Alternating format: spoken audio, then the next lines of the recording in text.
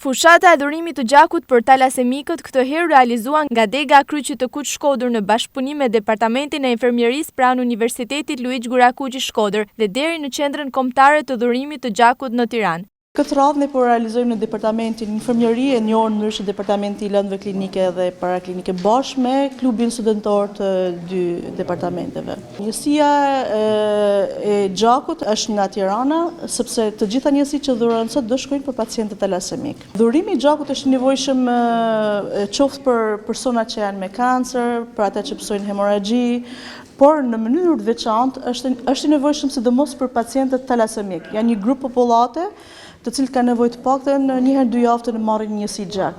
Normalisht tek të rinjt është fokusi kryesor sepse janë personat më të shëndetshëm dhe vullnetarët më të mirë.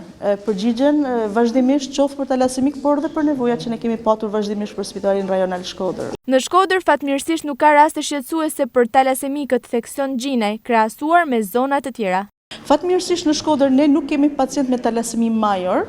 Talasemia major është ajo forma e anemisë e tillë që ka nevojë për hemotransfuzion. Ne mund kemi në popullat me talasemi minor, është një formë që në popullat mund të jetë edhe fshehur dhe pas simptoma dhe nuk kanë nevojë për hemotransfuzion.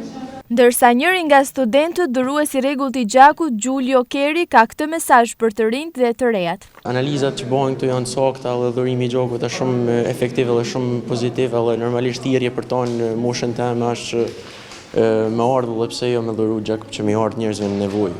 Fushata e dhurimit të gjakut për talasemikët vlerësohen si shumë të rëndësishme nga bluzat e bardha, pasi nevojat janë të shumta dhe të përditshme, ndaj u bëhet thirrje qytetarëve që të angazhohen sa më shumë për të kontribuar në këtë drejtim.